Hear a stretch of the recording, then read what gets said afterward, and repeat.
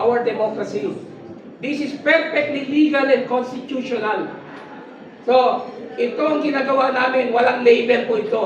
We belong to the entire mass of Filipino people. Yan po, to put it in the right context. Maraming salamat. Ayun. Next question, ma'am. Go ahead po. Thank you. Yes po, sir. Mga sirs, ang question lang po is, di ba nag-declare po si VP Sara na lalaban po siya o tatakbo siya as a president on 2028? Is it not enough po ba para kumilos tayo ngayon na in her side? Kulang pa po ba yun? Kulang na kulang po. Ha? Kasi kung leader ka, dapat lumabas ka. Yes.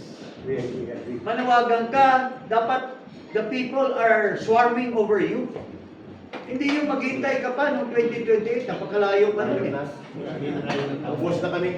Baka maubos na tayo sa kakahuli ni Matibag at yung mga ibang baka ubusin niya yung mga tao sa hate. Ubus na. Isa pa, there's a threat may matibag. Sinasabi niya, although I consider it a bluff. Kasi wala naman siyang pinakitang warrant that they were attempting to arrest Senator Bato. Na merong mga lalabas na warrants against other personalities. You know, he's advancing that, and I don't trust this guy. Because doon sa ginawa niya sa Senado, I was there. I was outside together with the other rallies. Nung mangyari yun. Tapos ang dami niyang sinabi na hindi tugma sa reality. We were near him by a few meters. Tapos wala siyang dalang warrant, and he is trying to effect a warrant na wala namang lawful authorization from the local court. Tapos ngayon, naglabas siya ng istorya na meron kang mga warrants against other personalities. Ito is the foulest I've ever heard from an NBI director. Kaya nananawagan ako kay Atty. Matibag to resign immediately.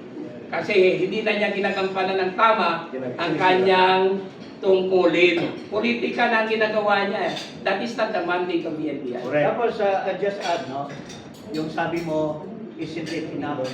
If you look at history, ma'am, even in the French Revolution, even in Cuba, why are there names of mga Che Guevara?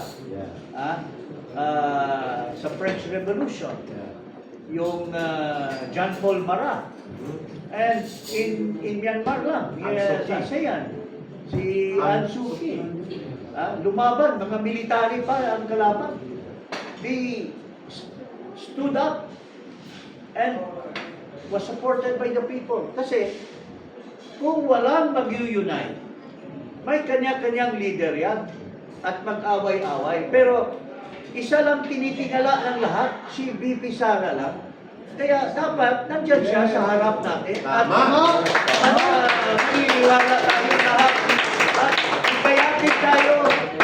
You know, if there was Moses, she is the modern Moses, she will bring us to the promised land. Correct. We agree. We agree. Yes, ma'am. Sir, last follow-up question. Sa tingin po ninyo lahat ngayon, is it undeclared martial law or what it is? Bigyan natin ng pagkakataon ang taga-UPI. Si Ray muna. Alam na natin yung problema ng bansa. Hindi na natin kailangan pag-usapan. Alam natin, bago sagutin yung tanong mo, kailangan i-trace back natin Makabayan, Dilawan, administrasyon. Kampi-kampi na sila lahat para gibain lang ang Duterte. Claro. Maliwanag sa lahat yan. At marami tayong natutunan kay Kuya Eric Celis kung paano nabuo yan at bakit kailangan nilang gibain ang Duterte. Dahil bakit?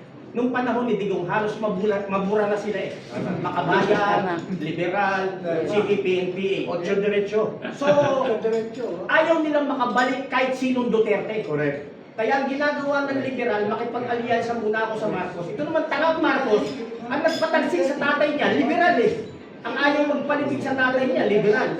So nakipag-compare siya. Bakit? Their only vehicle para makarating ng 2028, yung liberal, is through Marcos. Ngayon, Marcelo, ang tagal na. Ang tagal na may Marcelo. Ito nakakatakot. Kaya ako nagpapasalamat kay Kong Jing. Kasi ito talaga yung time kay Atty. Manny Luna, kay Kuya Eric Celis na dito. Bakit? Ito yung time Ngayon lang, kaninang umaga, dumaan ako sa Senate. Dinismantle nila lahat, pinatanggal lahat, naglagay ng barikada. Pinatanggal. Isang buwan na tayo roon. Isang buwan na. Ngayon pa nila papatanggal kasi may utos sa taas.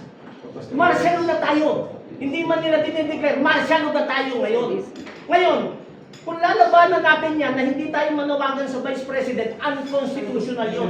Extra-constitutional yun. Ayaw nating mangyari yun. Kaya, BP, Sara, babalik na naman tayo ron. Para mapigilan na itong patuloy na martial, tumayo ka na! Yes! Yes! Tama. Ito mo yung tanong mo na undeclared martial law, sabi mo. Hindi niyo ba nafe-feel? Feel na feel po. That's why it is Yung undeclared. Yung martial law na dineclare noon ng tatay niya at ngayon na sitwasyon, halos parehas ang paggawa. Mas maselan pa. Masahol. So, noon, officially, ito, Undeclared. Yun ang sagot. Mafe-feel niyo yan. Huwag kayong magkaila. Hindi Tama. kayo bulag. Yes. Wala, nararamdaman niyo yan. Tama. Yan po. Dugtungan ko lang, napaka-importante. BP Inday! BP Inday! Lumabas ka lang, manindigan ka. Anyway, dinudurog ka na eh. Tama. Kaya lang nananatiling nakatayo si BBM. Kaya nananatili siyang nakatayo. Ngayon, durog na rin pagkatao niya eh. Dahil kontrolado niya ang mainstream at social media narrative and perception. Marami silang trolls, may ginagamit silang machine to shape perception. Ngayon, BP Inday, tumayo ka! Kami nagagaranti rito. May lalabas na 1 milyon sa Luzon, Visayas, Mindanao. Yes! Yes! Nandigan ka na! Final reaction to that question. Well, the way it is now, ang nakikita natin, wala na hustisya. Ha? Bendalo eh. Ha? Bendalo. So, ano pa bang masasabi natin kung hindi martial law yan? Yung panahon ni Marcos, bendalo rin lahat eh. Mayroon pang aso noon eh. Oo. Na uhulihin ka lang, wala kang kalaban-laban, walang warrant. Eh ito ngayon, under the guise of a warrant, pero pagdating sa piskal, maski walang basihan, dahil i-decide ng piskal na mapile sa korte.